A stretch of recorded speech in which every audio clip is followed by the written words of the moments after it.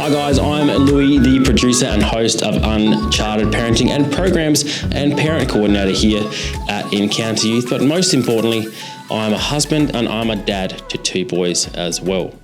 As you all know, parenting can be a wild adventure. It's full of that messy stuff, full of all of that unpredictable stuff, full of uncomfortable moments. But basically, it's uncharted territory. You're not alone though. And each week, we're going to have some amazing guests, some amazing professionals here on the podcast sharing tips, stories, and ideas to help you survive and thrive. And hopefully we have a couple of laughs along the way as well. So if you're ready to navigate the chaos of raising your young person with just a little bit of help, then welcome here to Uncharted Parenting.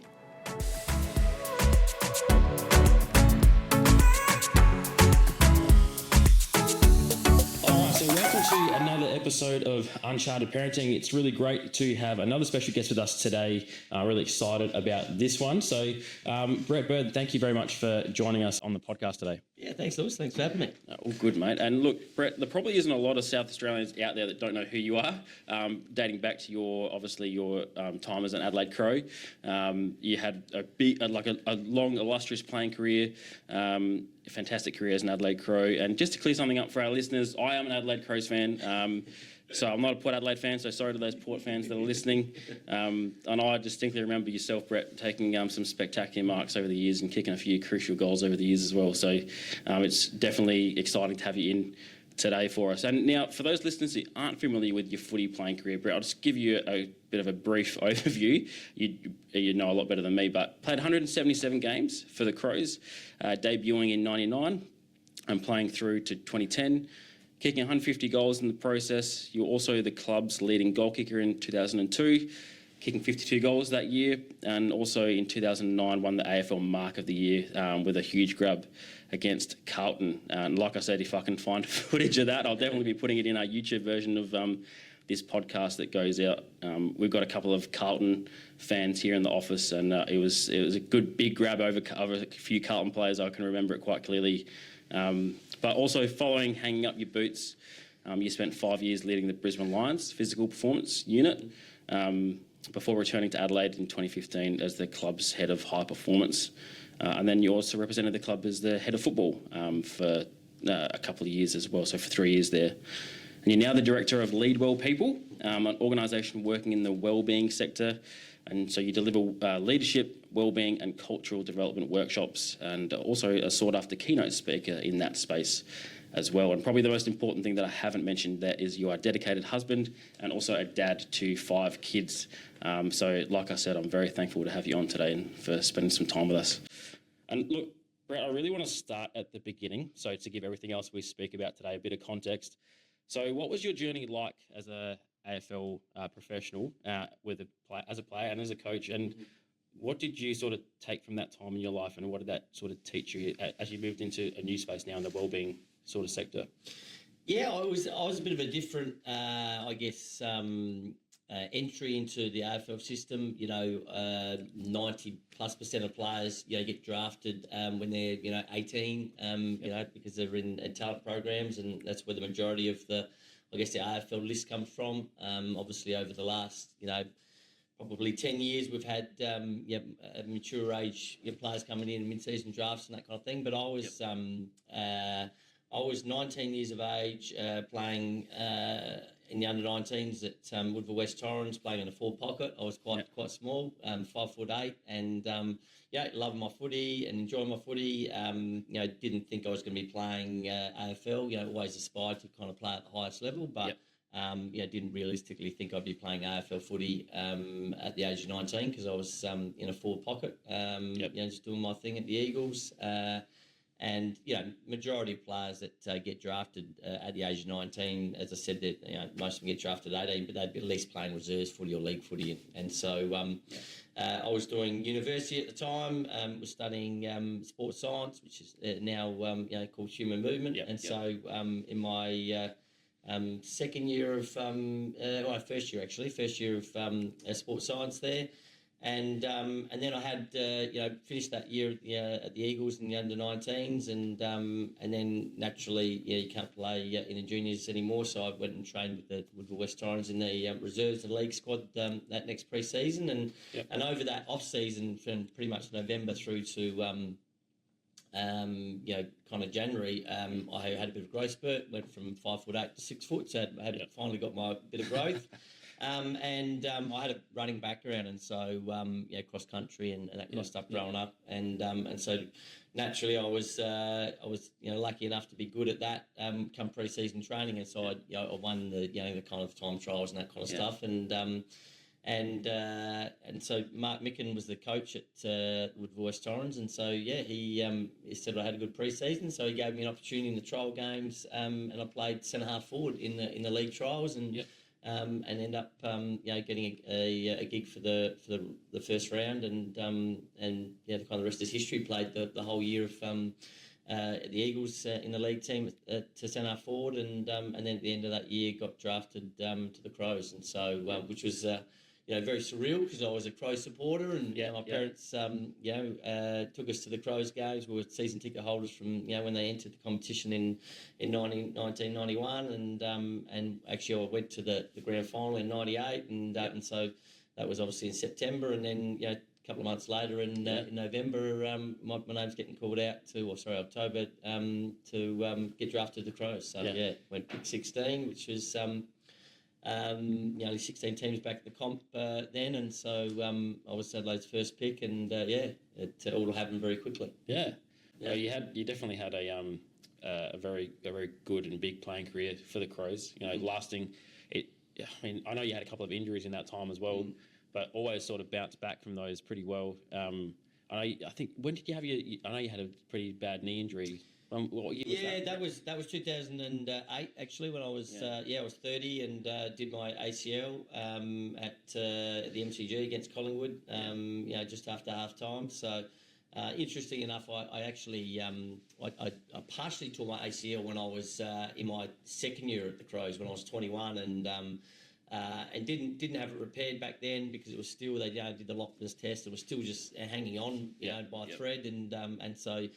Back then it was you take it conservatively and just strengthen it, and in hindsight I probably should have had it repaired, but it lasted another 9 years, but set me up for a lot of other injuries because I had, as with the body, if you're having to adapt in other areas, you set you up for potential injuries, but and ended up coming back from that and playing for another couple of years, but that really slowed me down, and I was kind of just in and out of injuries in the last few years. So you clearly got a bit of your bounce back, taking that mark of the year. Well, I did. I still had the jump, so that was handy. I finally ticked off the mark of the year in 2009, so that was. It would have only been, I suppose, 8 or 10 games back from my ACL, so that was good to finally tick that one off. Having had a fair few cracks at it over the journey, and had a bit of fun, trying to do the high marks. So it was good to finally get a mark of the year. So they haven't had enough yet. Tippett, Burton. Oh! That's one of the marks of the century. Burton's back big time.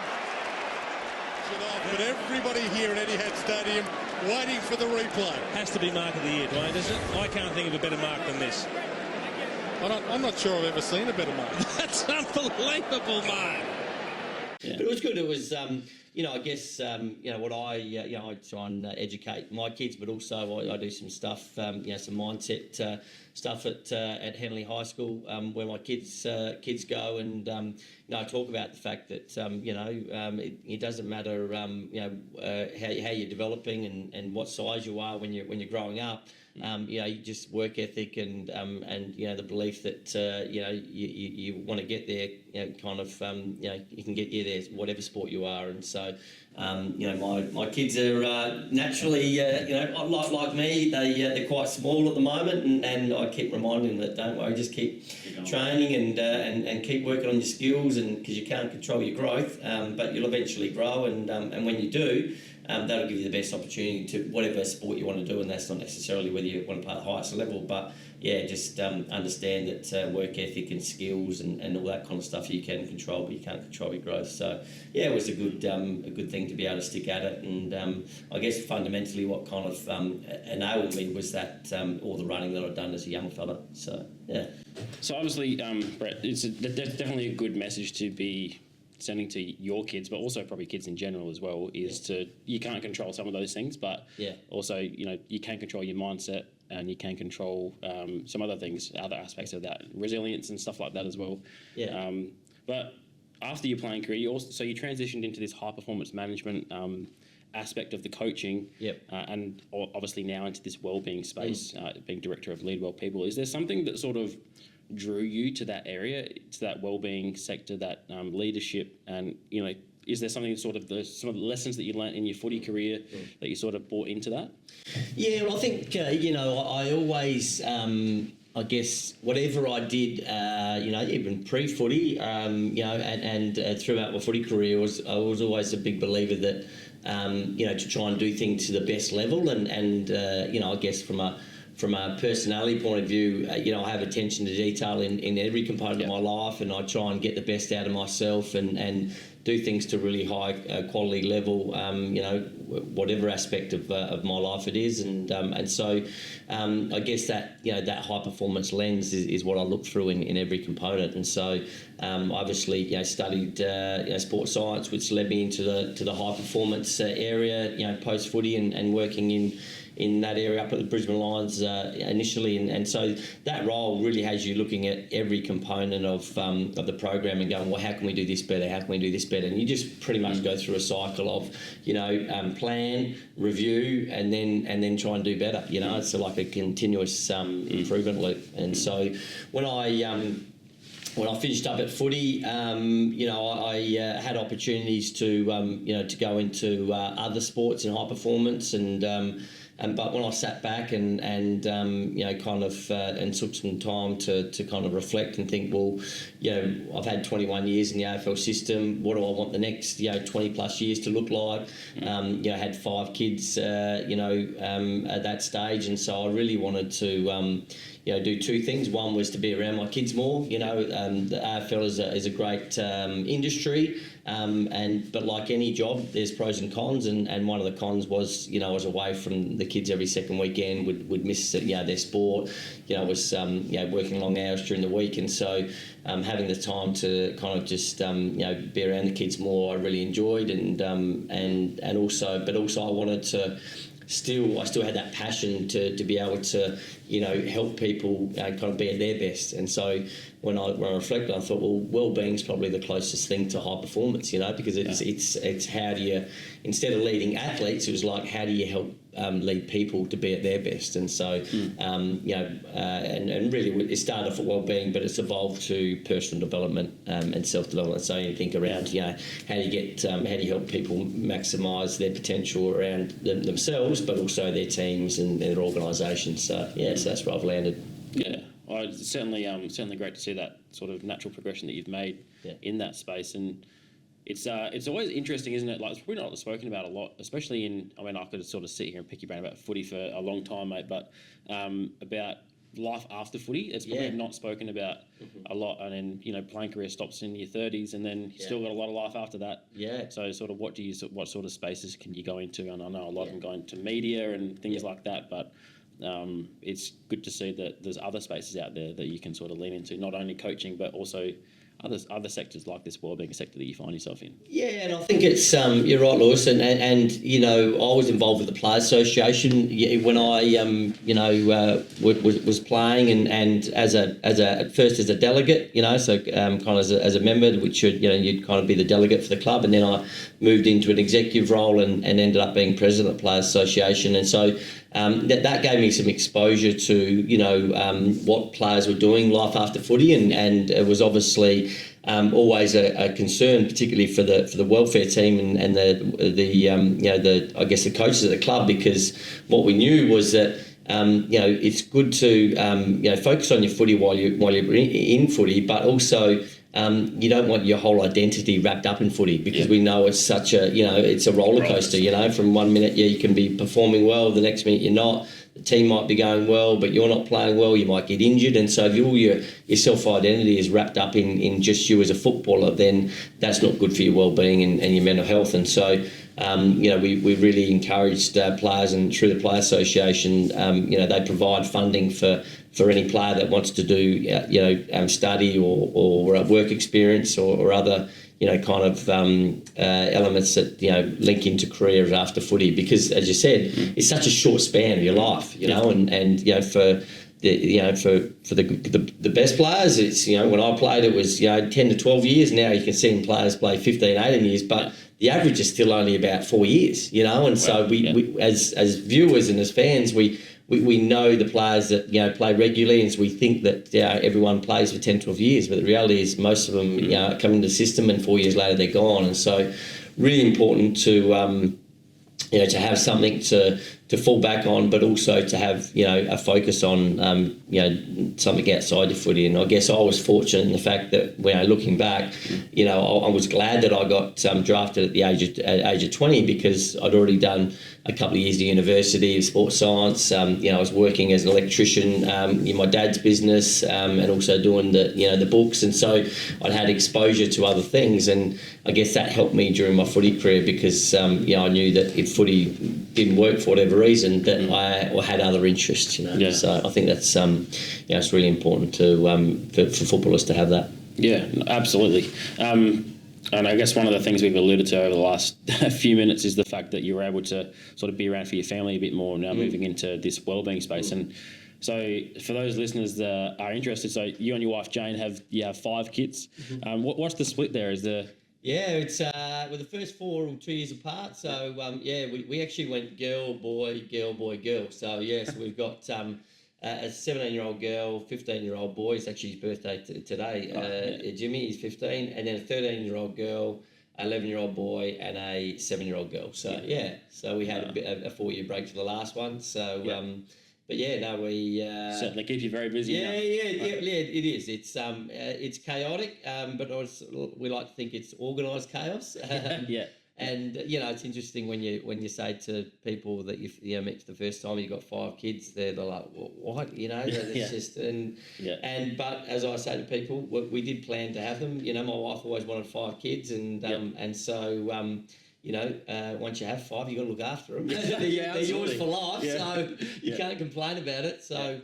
And we genuinely love it. It's that's I know it's not the norm now, but big families is so much fun. There's the kids have their moments, and they might be having an argument with one, but then they've got 3 others to go and muck around with. So it is chaotic, but it's good fun.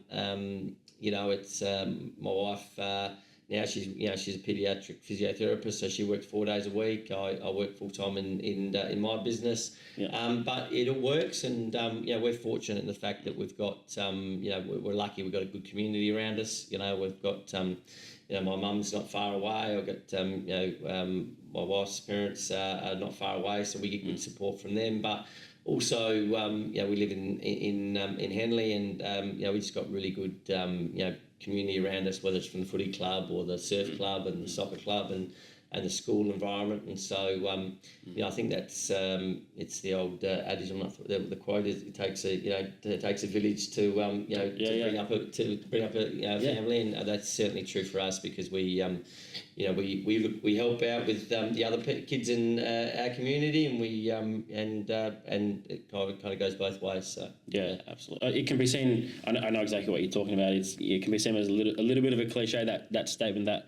takes a village to raise a child, but then takes a community to make sort of an impact on everyone. And but it certainly is true. To have. I mean, it'd be impossible to manage all of it by just you two, just yourself and your wife. So, which sort of leads me on to, how do you manage that? Because obviously both of you have some very, very busy professional lives. And there's probably some of our listeners are probably thinking, how do you manage that? I have two kids myself, as we were speaking before the podcast. And sometimes my wife and I sit down at 8 o'clock at night and we're like, geez, how can we make this a bit easier on ourselves? And but having it is. I know you mentioned it about people think, how do you do it? But it is a world where that is becoming less and less common in having big families.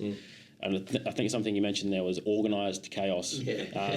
It is very fun, and I think sometimes as parents you can get wrapped up in the chaos instead of the fun of it. Yeah.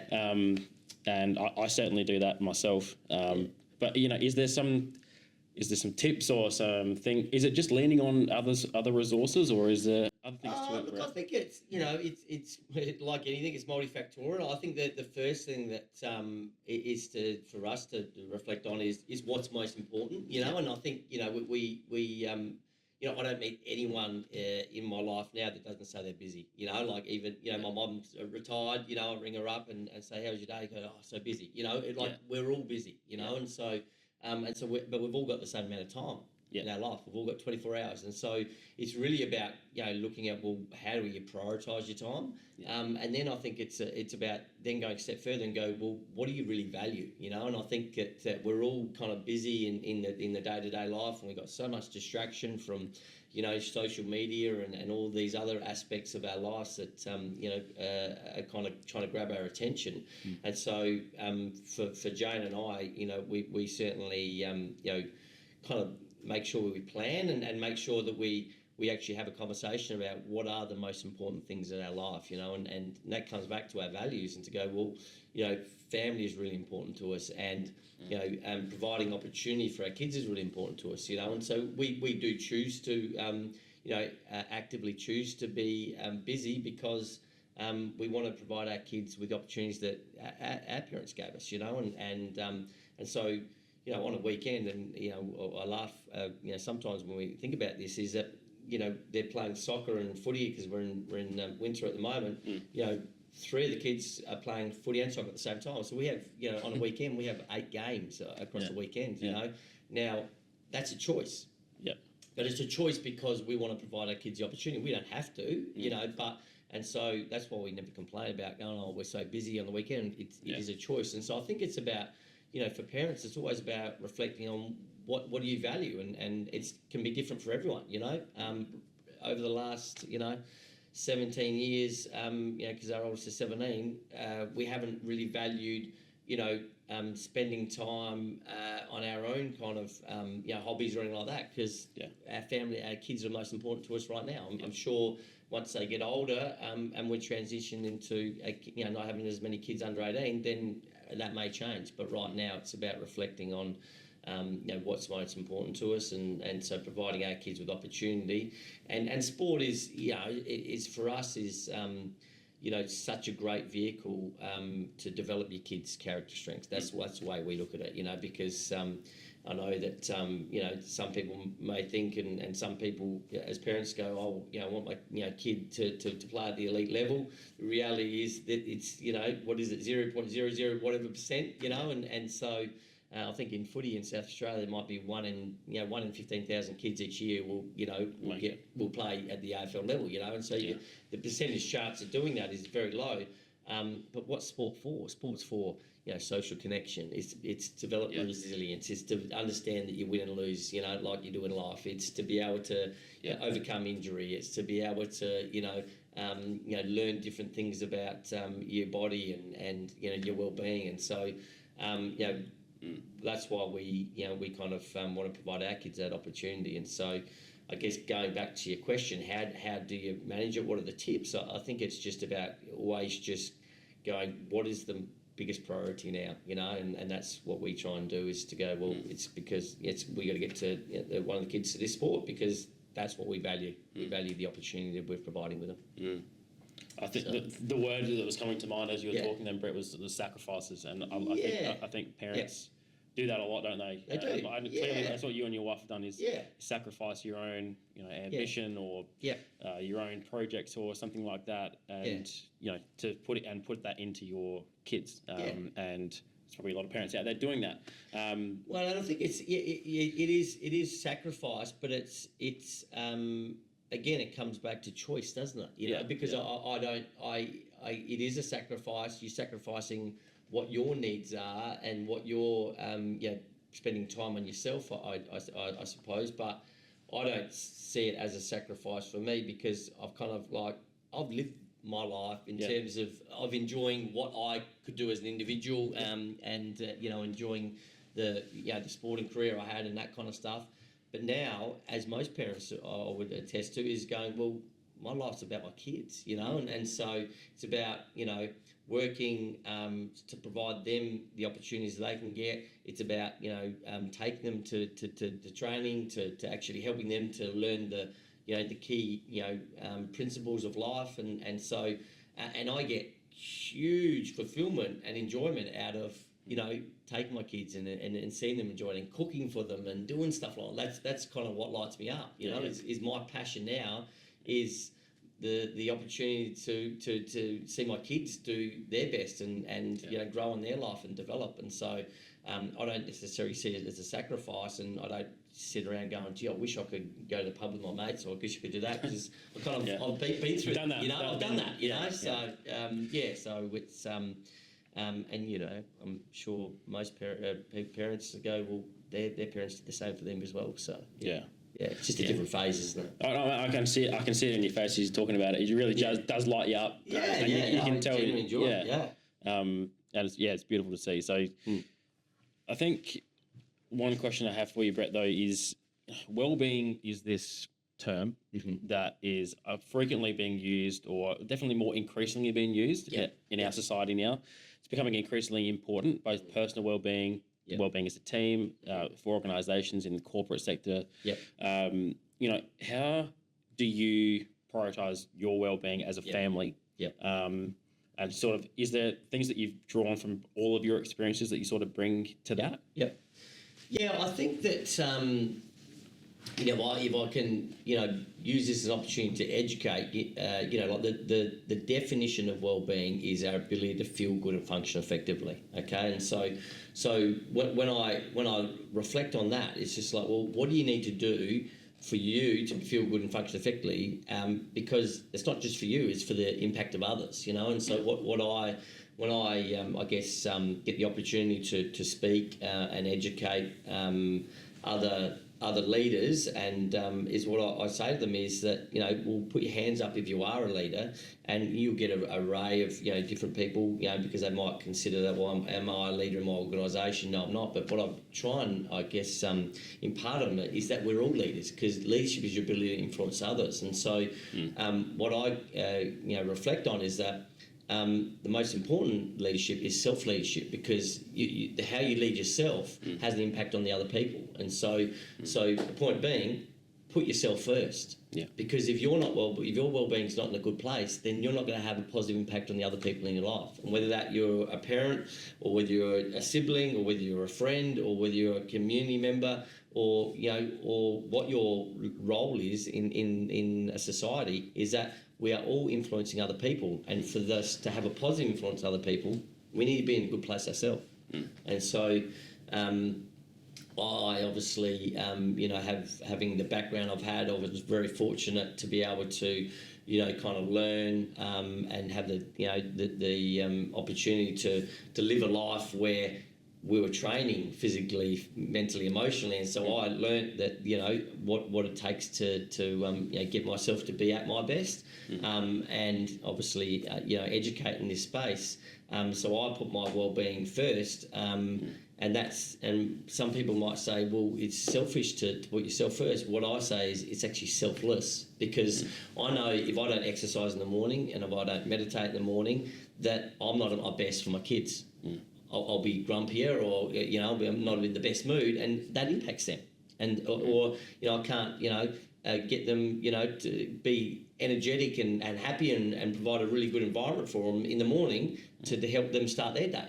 And so it's actually selfless to be able to look after yourself, because you're impacting other people. And so now how that is for each individual is up to them, and how they kind of prioritise their day, and it comes back to that time thing. So for me, I don't want to impact my kids in terms of not being able to spend time with them or let them do what they want to do.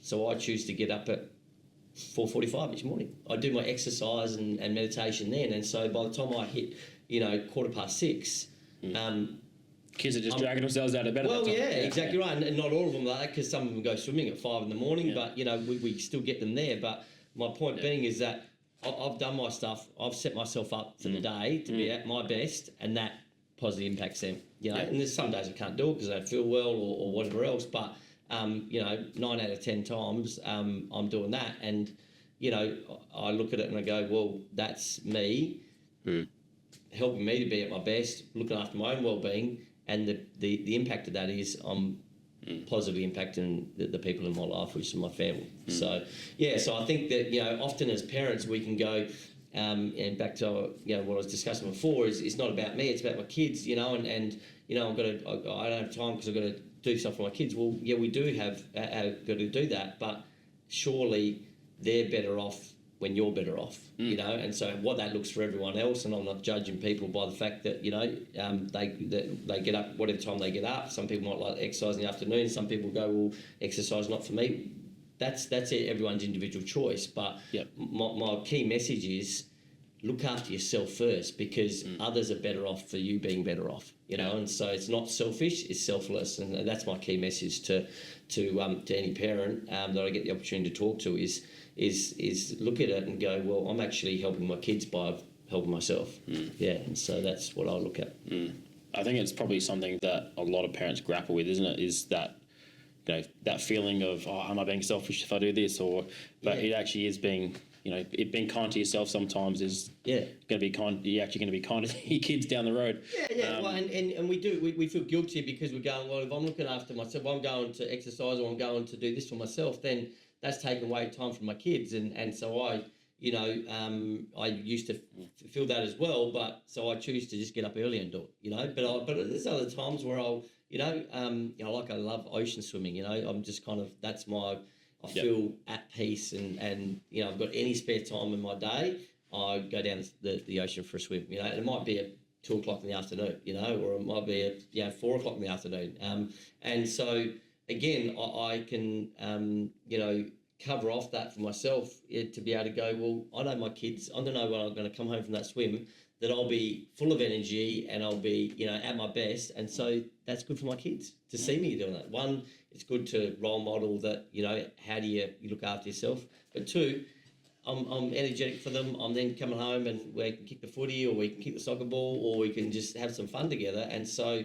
I don't feel guilty for going and doing that because I know that they're going to be positively impacted by that. And I think it's just a different lens to look through, And it's probably, and if they're seeing that, they're seeing you and Jane do that, then they're probably going to do that in their own lives as well. Yeah, and I think that's the greatest leaders our kids can have is us, and so that I guess we really, without hammering it home, we do see ourselves as role models, and the best way it's the old adage, monkey see, monkey do. So we can tell our kids, hey, you should eat well, you should exercise, you should sleep, you should get off your screens, you should do this, you should do this. But we know that people follow what they see. So we can say as much as we don't, but don't actually demonstrate it, then that's not going to sink in, is it? So I think we take that that role model as parents, quite seriously, and know that we've got to lead it and got to role model the behaviours that we want to see in our kids. Yeah,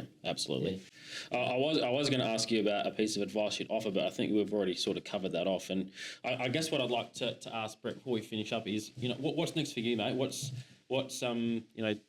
is there something new on the horizon for you? Is there, or how is Leadwell People going? Is that you going into new spaces, or how's that going for you? Yeah, it's going really well. It's it's been up road for a couple of years now. Look, I just I love it because it's my ability to be able to positively impact other people. Obviously, I'm passionate about my family and giving them the best opportunity. But why I've enjoyed it, coming away from the high performance area, and I often get asked, the question, do you want to get back into, high performance or footy or anything like that? And I say, no, I don't, because, I think I've presented to, I've presented to over 10,000 people over the last, 5 years in leadership, wellbeing, and kind of team building and culture sessions, and so that's very fulfilling for me because I've passed on, the science of how to lead yourself better, how to lead other people better, and so that's very fulfilling for me. And so, the next, 15, 20 years of my working life, I hope I'm still in this space and continually kind of helping people to be able to do that. I really enjoy the science side of me. I really enjoy kind of always looking at new evidence and whether it's in the wellbeing space or the leadership space and team space, and so that kind of lights me up, learning the latest strategies or tools to be able to help people. And then I just love getting involved with teams and individuals and helping them to be at their best. And so, it's funny. I used to hate public speaking. I used to just steer clear of it as much as possible. And now it's like, my full-time job is speaking in front of people. And it's amazing that when you find something that you're passionate about, that it doesn't feel like a job and it doesn't feel like it's hard work. And so, that's kind of my focus going forward is getting involved with different corporations and individuals that are looking to kind of be at their best individually as a team. So it's great. It's great to see, and I definitely am picking up what you're putting down with the public speaking. If you would have said to me 10 years ago when I was with Sapol that I'd be hosting podcasts and speaking to people like yourself, I would have said there's absolutely no way. So. It is interesting when you have something that you're passionate about. It definitely doesn't feel like a job. So, Brett, look, thank you very much for coming in today, speaking to us. I think you've given our parent audience some real practical examples of how to, manage their busy lifestyles. And also, it's been great to hear a little bit about your footy career, a little bit about what you're doing now, and we wish you and your family all the best in their schooling and in their sporting journeys as well. So thank you very much for joining us today, and we look forward to seeing what's next for you. Thanks, Lewis. Thanks, mate. Thanks, mate. Thank you for joining me on this episode of Uncharted Parenting. Remember, you can catch all of your episodes on all of your favourite streaming platforms, including Spotify, Apple Podcasts, YouTube, and on Podbean as well. And remember, we want to hear from you guys. So send in your comments, your feedback, all of your questions to podcast@encounteryouth.com.au, and we'll see you in the next episode.